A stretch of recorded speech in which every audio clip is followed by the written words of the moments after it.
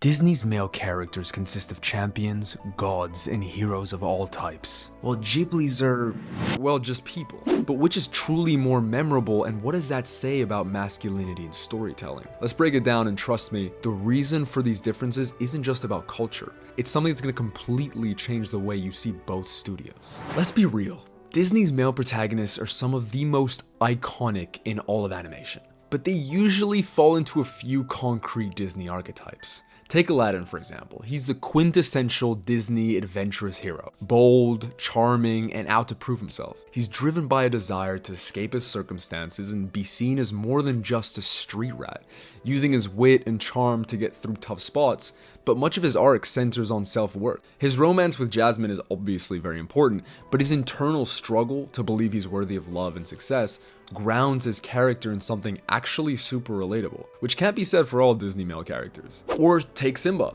another adventurous hero. As a child, he's brash and eager to embrace his future as king, but then the biggest betrayal in all of human history happens, well, animal history I guess, which leaves him shattered, obviously. His internal conflict of running from his guilt versus stepping into his destiny is layered over the external battle to reclaim his kingdom. Simba's arc is amazing because it's both deeply personal and universally resonant, but at its core, it's just a familiar story of reclaiming a rightful place. And then there are the lovable underdogs like Kuzco, who starts as entirely unlikable, self-absorbed, egotistical, and oblivious to the consequences of his actions. Let me guess, you have a great personality. His transformation into a humble, self-aware leader is the heart of the film. But what makes him unique is that the humor drives much of his growth. The story uses his flaws as a source of comedy while still giving him a meaningful arc. Then there's the underrated king, Jim Hawkins, who's an underdog trying to find his place in the world. Initially a rebellious and misunderstood teenager, the adventure he embarks on pushes him to grow and mature.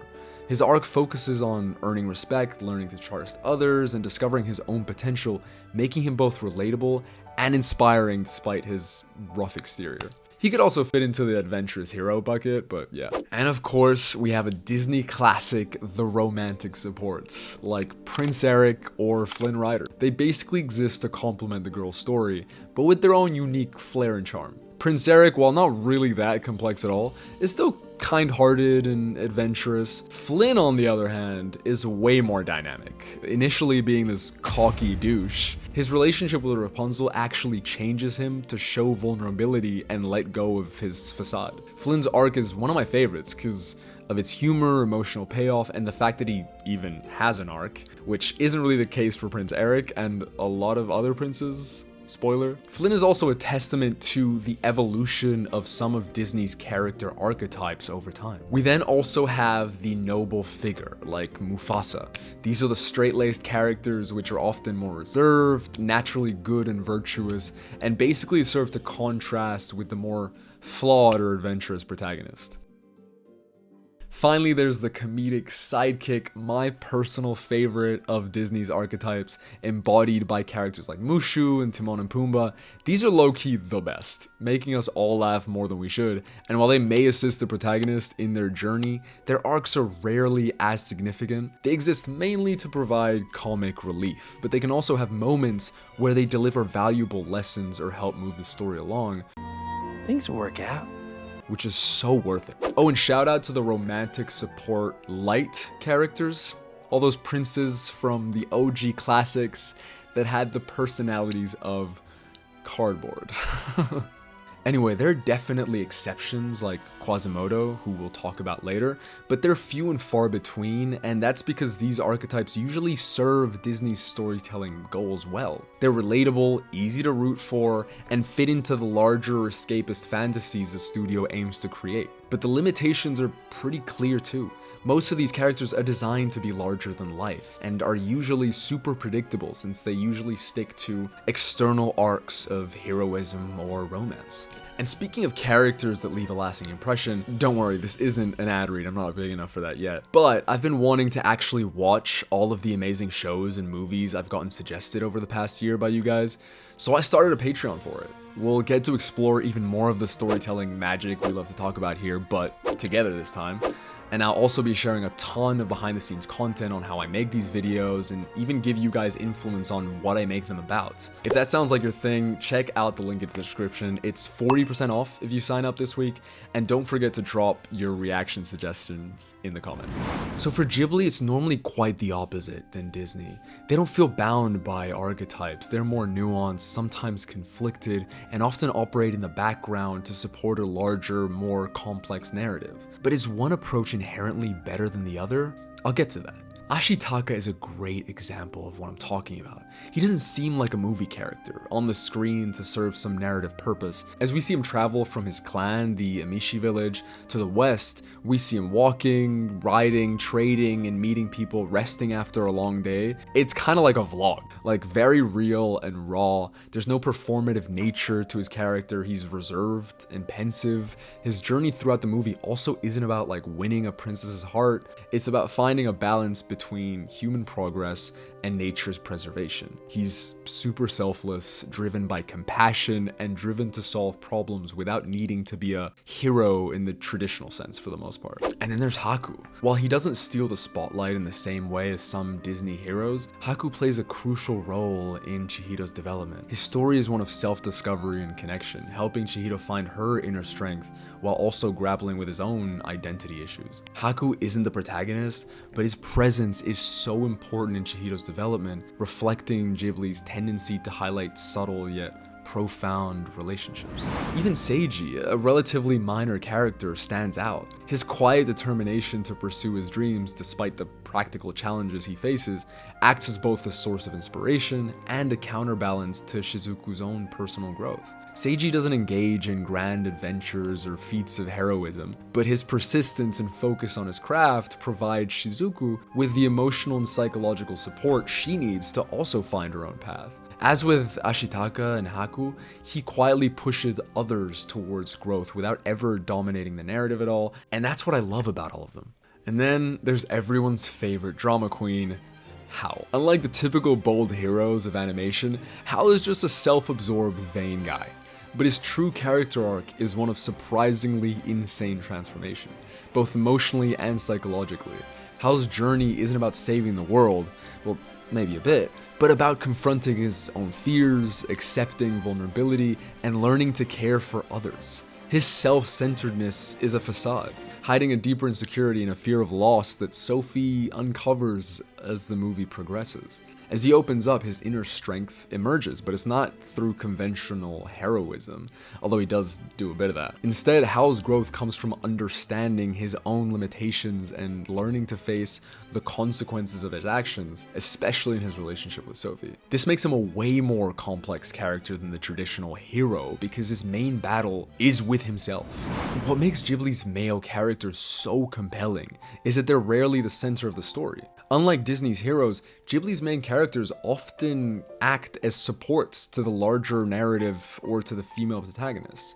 Their arcs usually focus on inner growth rather than external achievement or recognition. They're not simply striving to win a battle or gain the spotlight, although of course that is usually part of it too. They are instead often defined by their ability to listen, reflect, grow from their experiences, and help their friend or lover in their story. This perfectly aligns with Ghibli's storytelling priorities: balance, emotional depth, and the beauty of everyday humanity. These characters embody the idea that true strength comes not from conquering enemies or achieving grand goals, but from understanding and evolving as individuals, often in the service of others. This subtlety and complexity are what make Ghibli's male characters so unforgettable. Even if they're not always the ones who take center stage, it goes to show how different masculinity can be portrayed in film. But I'll talk more about that in a sec. Of course, Disney has tried to break away from its male protagonist archetypes in recent years. Take Ralph, whose journey is all about self-acceptance and emotional growth, or Quasimodo, a rare Disney character that doesn't really fit into any category. Being deeply sympathetic, isolated by his appearance, but yearning for acceptance and connection. His arc doesn't really follow the typical hero's journey or romantic subplot at all. It's all about personal growth instead, finding the courage to stand up for himself and others. What sets Quasimodo apart even more is the utter sadness of his story. He doesn't get the girl at the end, and his heroism doesn't lead to some fairy tale ending, but his journey feels honest and actually human and realistic. But the key question is, what's the difference between Disney's Archetypes and Ghibli's Nuance, and is one inherently better than the other? I mean, we all know that Disney's male protagonists tend to be larger than life figures, designed to fit into some obvious molds. They're entertaining, iconic, and super easy to love, but they're rarely gonna surprise us. They also will usually get the girl at the end. Ghibli, on the other hand, like I said, focuses on creating male characters who feel like real people.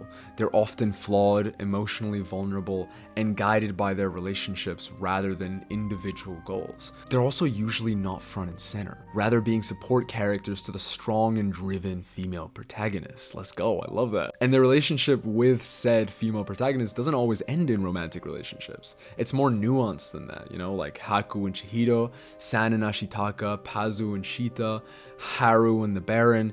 Yes, there are some romantic undertones with some of these, but it doesn't end in like a fairy tale wedding, you know what I mean? And of course, Ghibli does have romance stories, but they tend to be a tad more complex than Disney's. The thing is though, both approaches have their place. Not everyone's always looking for deep, complex characters. Sometimes you want to turn your brain off and watch Hercules save the day, or watch Tarzan leap around the forest with Jane. It's fun to watch these movies, and that's what Disney has kind of mastered, the element of enjoyment and excitement with their male characters. That being said, in my opinion, the more nuanced, complex stories and characters are the ones that usually leave a mark that lasts much more than the length of the movie. Not only that, it's important to show masculinity as more than just heroism and bravado, but rather vulnerability, depth, and compassion and stoicism. As fun as Disney's archetypes are, there's such an influence on millions of people that Disney has a responsibility to evolve beyond their boxed-in heroes.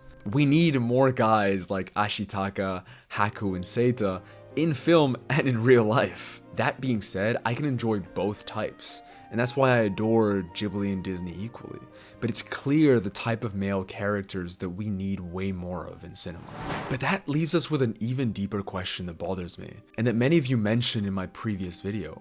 Why is it that there are these differences in storytelling? Well, there's a lot of reasons, but a large component comes down to culture. See, culturally, Disney's focus on action and adventure reflects a Western tradition of storytelling. It's about the hero's journey, triumph, and external achievements. In contrast, Ghibli's approach is deeply rooted in Japanese storytelling traditions, which emphasize subtlety, introspection, and the interconnectedness of people and the environment. Instead of focusing on external conflicts, Ghibli often explores internal struggles and moral dilemmas. Ashitaka and Chihiro aren't just trying to win, but to find balance within themselves and the world around them. This reflects Shinto and Buddhist ideas, where life isn't about clear wins, but finding harmony even in ambiguity. Which is kind of beautiful, by the way. In storytelling terms, we in the West are usually accustomed to the 3-act structure, which is basically the setup, the confrontation or conflict, and the resolution. The entire story is for the most part based around conflict. But in the East, they have a vastly different storytelling structure called Kishotenketsu, I hope I didn't butcher that, which is composed of these 4 parts: Ki, the introduction; Sho, the development; Ten, the turn or twist; and Ketsu, the conclusion. Kishotenketsu doesn't rely on conflict, it's about change and growth, which is why Ghibli's calm moments matter so much. It might leave a portion of Western audiences confused and bored sometimes, but they're integral to Ghibli films and a huge factor in their amazing character development throughout a movie. Ultimately, Disney's male protagonists have evolved a ton, from the one-dimensional princes of the early classics to more relatable, emotionally complex figures like Ian or Ralph. But while Disney continues to primarily rely on archetypes to tell engaging stories, Ghibli's male characters remind us that masculinity in storytelling doesn't have to be larger than life. It can be quiet, thoughtful, and deeply human. And maybe, just maybe, that's something Disney should learn from as they continue to craft their characters in the future.